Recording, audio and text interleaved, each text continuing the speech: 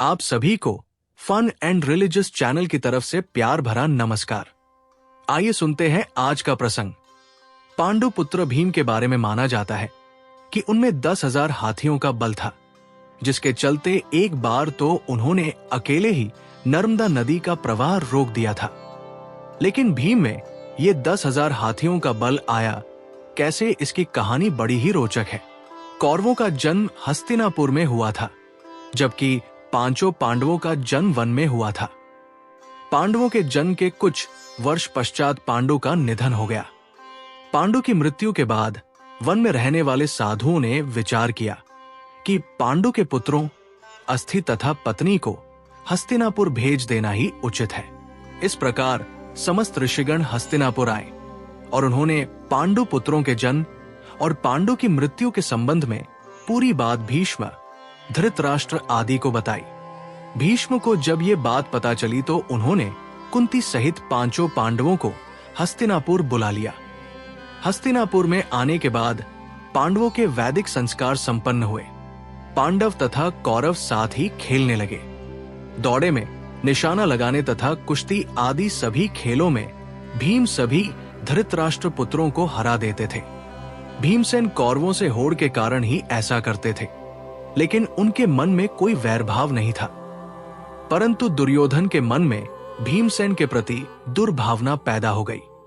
तब उसने उचित अवसर मिलते ही भीम को मारने का विचार किया। दुर्योधन ने एक बार खेलने के लिए गंगा तट पर शिविर लगवाया। उस स्थान का नाम रखा उदक्रीडन। वहां खाने पीने की इत्यादि सभी सुविधाएं भी थी। दुर्योधन ने पांडवों को भी वहां बुलाया।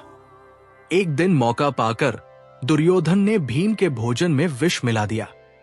विष के असर से जब भीम अचेत हो गए तो दुर्योधन ने दुशासन के साथ मिलकर उसे गंगा में डाल दिया।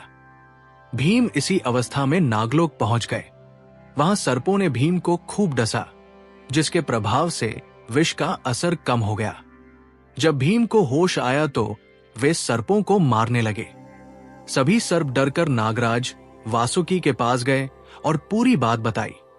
तब वासुकी स्वयं भीमसेन के पास गए। उनके साथ आर्यक नाग ने भीम को पहचान लिया। आर्यक नाग भीम के नाना का नाना था।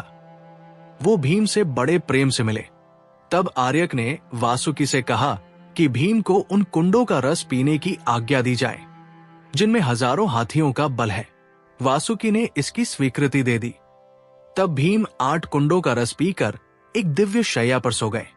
जब दुर्योधन ने भीम को विष देकर गंगा में फेंक दिया तो उसे बड़ा हर्ष हुआ। शिविर के समाप्त होने पर सभी कौरव व पांडव भीम के बिना ही हस्तिनापुर के लिए रवाना हो गए। पांडवों ने सोचा कि भीम आगे चले गए होंगे। जब सभी हस्तिनापुर पहुंचे तो युधिष्ठिर ने माता कुंती से भीम के बारे में पूछा। तब कुंती ने भीम के न लौटने की बात कही। सारी बात जानकर कुंती व्याकुल हो गई। तब उन्होंने विदुर को बुलाया और भीम को ढूंढने के लिए कहा।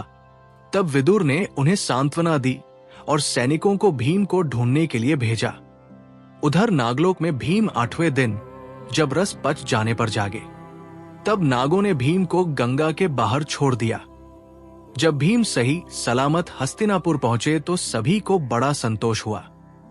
तब भीम ने माता कुंती व अपने भाइयों के सामने दुर्योधन द्वारा विष देकर गंगा में फेंकने तथा नागलोक में क्या क्या हुआ ये सब बताया। युधिष्ठिर ने भीम से ये बात किसी और को नहीं बताने के लिए कहा। आज की कथा को यही समाप्त करते हुए आपसे विदा लेते हैं। आप ऐसे ही और कथाओं का आनंद लेने के लिए हमारे channel fun and religious stories को ज्यादा से ज्यादा लाइक करें, शेयर करें और सब्सक्राइब करें। धन्यवाद। जय श्री राम।